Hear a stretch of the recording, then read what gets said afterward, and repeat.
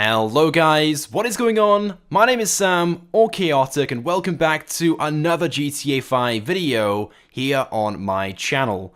So as of today, the Doomsday Heist update is now in GTA Online, and I think it's safe to say it is the biggest update we've ever received in GTA Online in the terms of new content.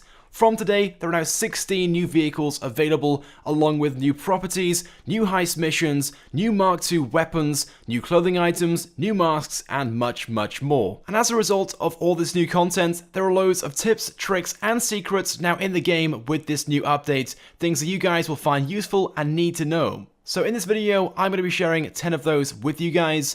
So let's go ahead then and get straight into things. Okay then, so to start things off, this first tip or trick involves Lester's remove a wanted level. So as I'm sure you guys know, if you have a wanted level in free mode, you can go onto your phone, make your way to your contacts, find Lester, call him up, and you can remove your wanted level by basically bribing the cops. And it's $200 per star. So for example, right now, I have a 3-star wanted level, so it will cost me $600 to remove that wanted level.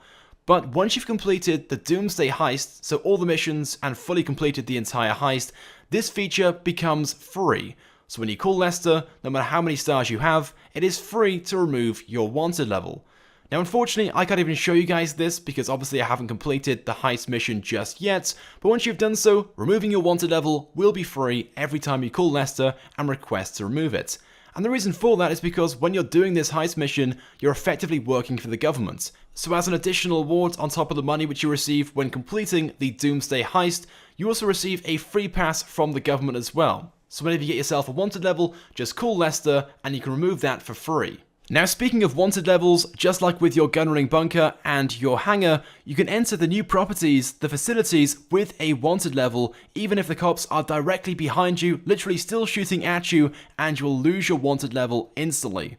Now although the gameplay I'm using as an example to display this, as you guys just saw, I had a 3-star wanted level with a few police cars around me, and I was still able to go inside these new facility properties and lose the wanted level instantly. So like I said, no matter how close they are or what level of wanted level you have, you can still drive inside and lose that straight away. And the exact same thing applies with the new Avenger. Again, I apologize for the poor example of this in the gameplay, but basically, no matter how close the cops are to you or how many stars you have, just make your way into the back of the Avenger, either by walking directly into the back or being in the cockpit and then pressing the button which allows you to walk into the back. You'll lose your wanted level instantly. You can turn straight back around and go back out, and your wanted level will still be gone. In some ways, this is quicker than calling up Lester and removing your wanted level that way, and if you haven't unlocked the free wanted level option by completing the Doomsday Heist, of course this option is also free, so it will save you money as well. And of course, this is the exact same with the MOC, of course the Avenger being the MOC of the skies.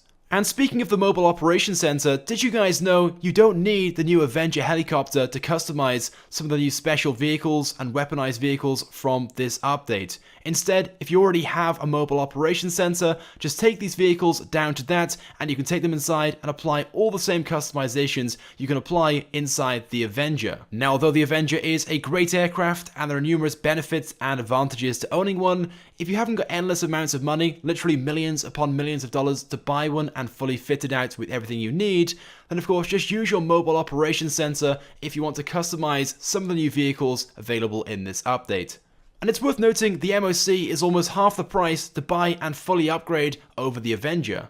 Saying that though, if you can afford the Avenger, I would definitely recommend buying one. It is an awesome aircraft with some very cool features. For starters, it has VTOL mode, so it can take off and land vertically, and then you can enable normal flying mode, which actually flies at a decent speed. This thing as well is so big, 30 people, that's an entire lobby, can go in this as well. And there's also an autopilot mode. You can engage this by opening up the interaction menu, going to the Avenger services, scrolling down and engaging autopilot. So if you are the pilot and the owner of this, you can engage this so it hovers in one place. You can then get up from your seat and go into the back of the plane in the hold, and you can do whatever you want in the back of here. if you have a vehicle, you can customize it, you can customize your weapons, buy ammo, you can also use the turrets on this as well. So if you want to, you can sit above someone's facility or someone's property, or maybe in the center of the city, and just shoot people if that's what you're into, and much, much more. Moving on though to another brand new feature now available with this update. Surprisingly, this wasn't added with the last update, Smugglers Run, seeing this is a plane or helicopter related feature. Basically, inside the interaction menu, you can now make your way to vehicles, go down to vehicle doors, and you can control all the vehicle doors on any helicopter or plane that you have as a personal vehicle in GTA Online. So for example, with the cargo bob, you can now open up both doors on the front, as well as the cargo bob ramp on the back. Which in the past there were ways of doing this using various different glitches and exploits, but finally for the first time we can now legitimately open the door on this and various other aircraft as well, such as the Titan. So if you guys want to, you can now open these and walk directly in the back. It also means you can take vehicles in here as well. Obviously with the cargo bob, it's a little bit too small to fit cars, but if you have maybe a motorcycle or a quad bike, you can drive this in here and then close the back door and transport vehicles and stuff like that around the map. Moving on though to another brand new feature you guys may have not come across yet, this being inside the new facilities, these new business properties that you can now buy with this update. So if you guys haven't bought one yet, or simply haven't walked around and fully explored yet, here are a few things you guys may have not spotted. So if you purchased a weapons storage room, inside here you can get yourself some free weapons and some free ammo for various different weapons. You guys just saw a few then on the table, and in the other room opposite you can also get yourself the minigun and some ammo as well, which I've already picked up. But if you guys then make your way to this monitor right here, you can actually call in a strike team against players in your session. And there are 3 different tiers, level 1, level 2 and level 3. Level 1 of course being the most basic. This is a free option and basically the strike team go in with just pistols. Level 2 they go in with some SMGs and basic assault rifles. That will cost you $2,000. And then strike team 3 they go in with much better weapons, so assault shotguns and powerful assault rifles. This will cost $5,000 and you can send a strike team against anybody in the session, either friends or random players. And from here then, once you've called in a strike team, you can observe the player and watch the team take action. Now in case you haven't purchased a new property yet from this update, whether the new facilities, either because you haven't had time yet or simply because you haven't got enough money, but once you are ready to purchase one of these, here are a few recommendations for you guys. Now most people, like myself, as soon as this update came out, went ahead and purchased the most expensive one, which is closest to the city, this one right by here at the reservoir. Which at first seemed like a good choice. It's the closest to the city, which means it's the easiest or at least the fastest one to get to, but in no way, shape or form is it the best or the easiest to get to just because it is the most expensive one. In fact, I wish I'd never bought it. It is possibly the worst location for a facility, especially if you want to purchase and use some of the larger vehicles from this update. For example, the new Chernobog. It is very, very difficult to get back and forth to this location with this vehicle because of the very windy and narrow roads. So ideally, if you're going to buy one, I would recommend buying something where there's loads of space and it's easy to get to. And there are quite a few properties in Sandy Shores I would recommend. These being either the Sandy Shores facility, it is on the outskirts and right next to the main highway. Then there's the Grand Sonora Desert facility, which is right next to the Sandy Shores airfield, or Route 68 facility. In fact, I went ahead and bought this one and swapped mine in as it is a much better location. Plus, of course, it is much cheaper as well. It will save you in some cases up to $1 million, and of course it means it is much easier to use and get back and forth from, especially being in the center of the map. Which also means when doing the heist missions, you're much better located when trying to do some of the preparation and setup missions. Anyway, but let's move on then to another feature you guys may not know about. In fact, with this update, Rockstar's made quite a few changes to content that was previously available in-game, and one of those features are the saved outfits. Now prior to this update, you could only save 10 different outfits. Rockstar have now increased that to 20 because the community kept asking Rockstar to increase the amount of outfits you could save. So there we go. If you guys want to create more outfits, you can now do so, and you can save up to 20 in your inventory. Moving on though to tip or trick number 9, this involving the brand new Pump Shotgun Mark II.